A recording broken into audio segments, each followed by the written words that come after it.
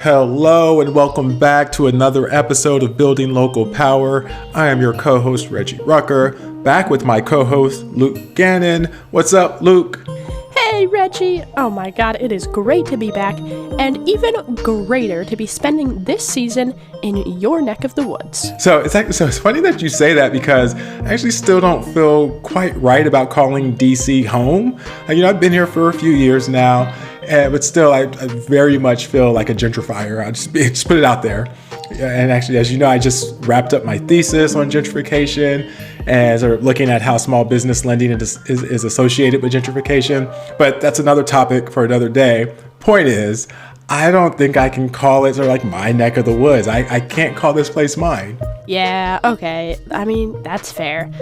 When I usually ask you about home, you go straight to talking about Modesto, so I get that you feel that way, but I really need to read your thesis, and we definitely gotta have another conversation on this. The good news is we do have an amazing lineup of shows ahead where we are getting to talk to folks from DC who have been doing work in this community for years to make it the special place that it is. It's the community leaders, the advocates, activists, entrepreneurs, social and otherwise, who have these really powerful stories about the drive to write DC's next chapter. We think these stories will be illuminating in their own right, but as always, we hope that they also inspire you on your journey to build local power wherever you're listening from. And with this episode, it was such a privilege to start this series with Kehmari Norman. She's the founder of Blk Flower Market. And if you're in DC or the DC area, even if you're not, follow her on Instagram immediately. And we'll put the links in the show notes.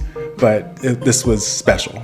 As Reggie mentioned, in our very first DC episode, we are talking about flowers, Black culture, and of course, DC. Today on the show, we are welcoming Kehmari Norman, who owns and operates the Blk Flower Market, which is a flower shop in Washington, D.C. that hosts pop-up shops and workshops exploring medicinal and cultural contexts of florals. Here's Kehmari. My name is Kehmari. I'm the owner and founder of Blk Flower Market, and I started my business in 2018. I'm born and raised in Washington, D.C., and I started my career in environmentalism as a student at Temple University. I graduated from D.C. public schools in 2011. I've always been a scholar and an excellent student since daycare. I'm the first college graduate in my immediate family. I wasn't interested in taking like an easy route for my life. I'm a fourth generation Washingtonian, and so DC is very near to my identity and my family's identity. I didn't need to create a reason to want to give back or come back or to love the city. The city is very much a part of me and my upbringing.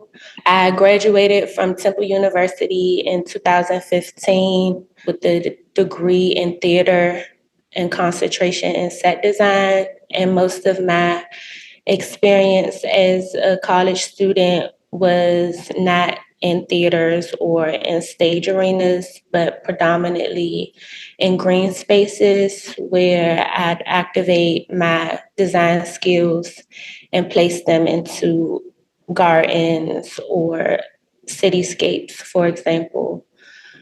And that trajectory led me to an internship with the Smithsonian's horticulture division, and that was my reintroduction back home in 2016. Kehmari developed her relationship with flowers through environmentalism while attending Temple University in Philadelphia. As a sophomore at Temple University, a friend of mine had introduced to me his nonprofit concepts and ideas. He started a nonprofit called Philly Urban Creators, which is still in existence today. And at that founding stage of the organization, the goal was to kind of communicate and react to or respond to gentrification and demolition in Philadelphia and North Philadelphia primarily.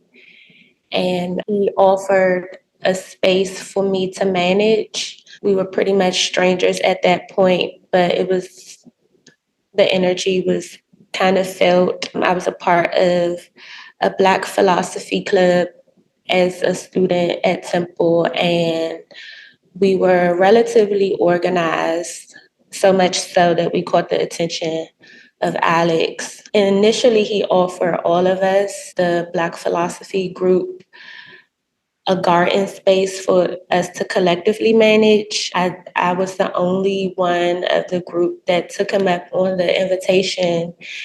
And at that point, I didn't have any gardening, floristry, or like farming skills, but I have been a designer for quite some time. And so I took on the project to design the space through like a landscaping and agricultural perspective. Philadelphia, North Philly is a town of row homes. And so the image throughout North Philly was like these gaps in neighborhoods where a house would be demolished due to renovation or gentrification or something. So our goal was to transform those gaps that ultimately became like landfill spaces and transform them into green oases.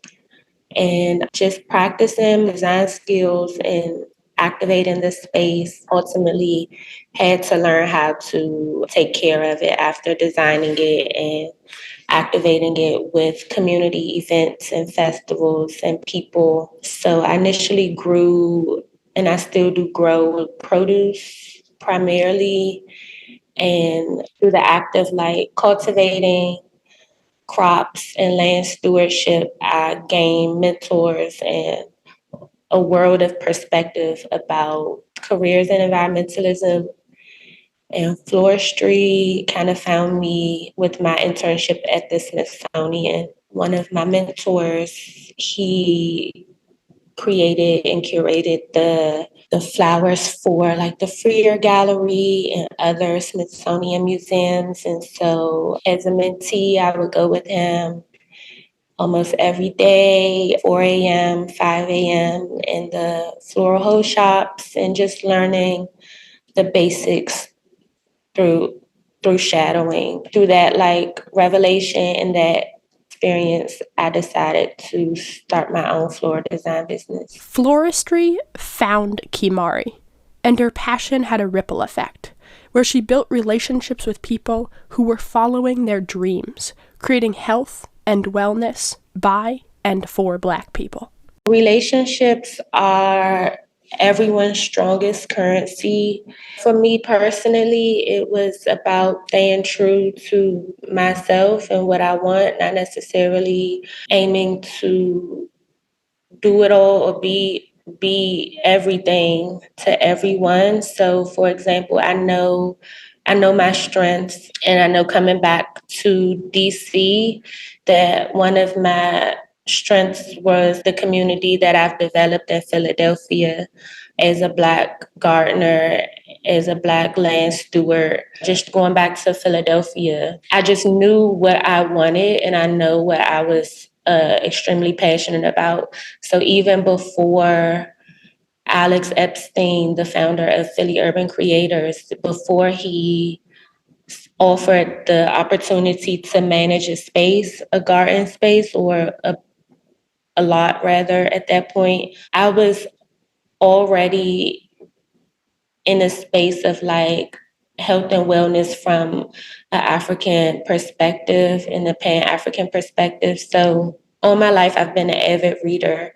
And at that point in time, I was incredibly inspired by herbalists and activists like Dr. Sebi. A friend of mine, his older sister was studying under Dr. Sebi in Miami, and just the powerful influence of herb policy and culture, I was like enamored in it all. And so I knew even before, like even as a student studying theater and not necessarily knowing where my life would turn out, I knew what I liked, you know?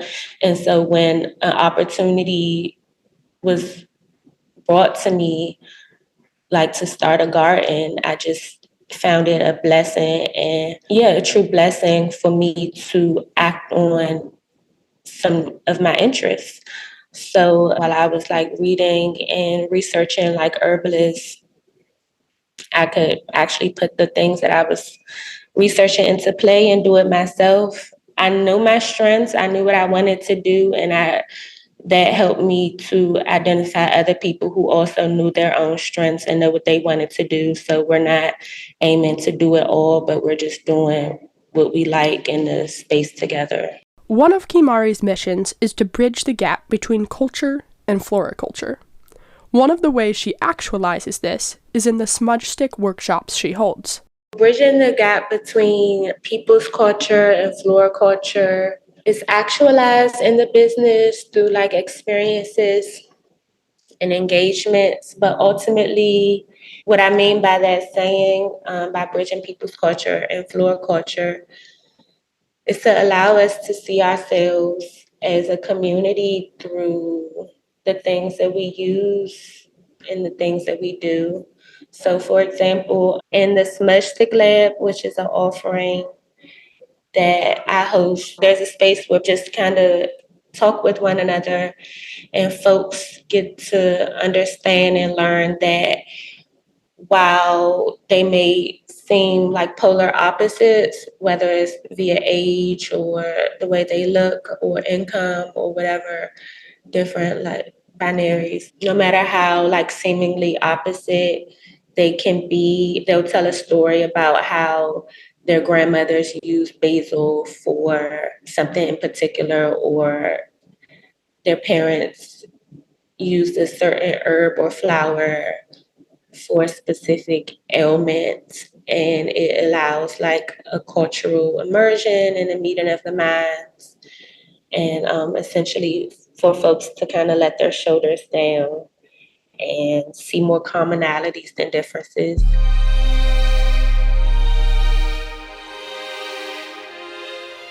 I grew up in a space where Black success was really normalized. It wasn't like the exception or something like outstanding. It was really the culture. So growing up, my orthodontists, my dentists, my doctors, policymakers, all of these people were Black.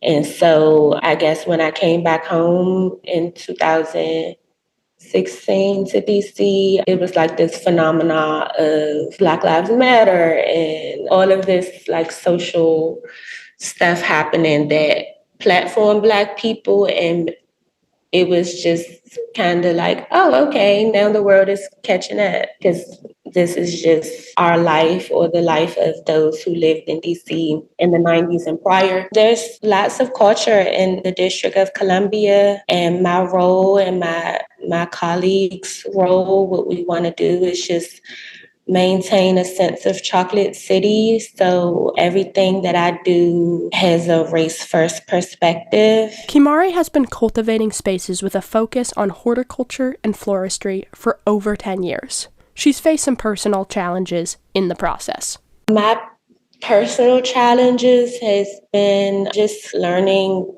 the ropes, honestly. Again, I'm a first generation college graduate and first time entrepreneur in my family. And so a lot of things that I just don't know and learning as I go, and lending like loans and things from financial institutions. Honestly, like just the basics of like financial entrepreneurship, or the basics in finances within entrepreneurship and time management. Again, I just can't emphasize enough the nuances of being a first-time college graduate, and in a lot of spaces, a rare high school graduate in my family. And so that has been like a personal challenge for me. Every day, Kehmari is reminded of why she loves the work she is doing. I'm a servant to my community. I have a full-time job where I create environmental events throughout the district. So I may be like teaching young people how to grow their own food, or just simply holding a conversation with a peer of mine, like holding a safe space to not code switch or to just simply be. Those are the moments where I can identify with that sentiment.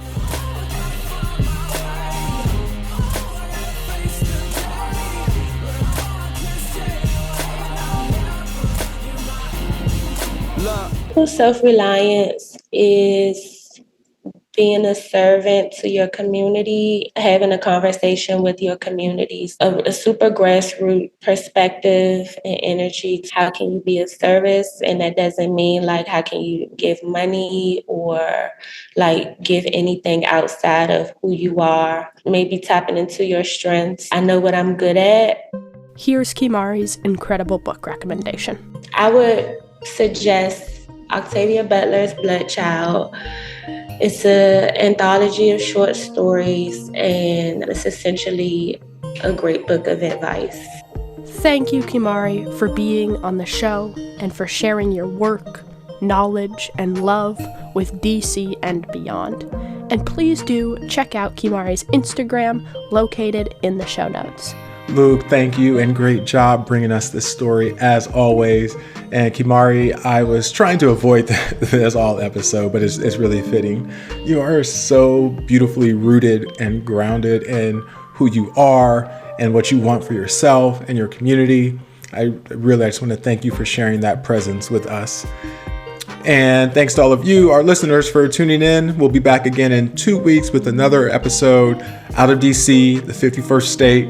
But in the meantime, check out the show notes from today's episode to dive deeper into what we discussed today. And as always, you can visit ilsr.org for more on our work to fight corporate control and build local power.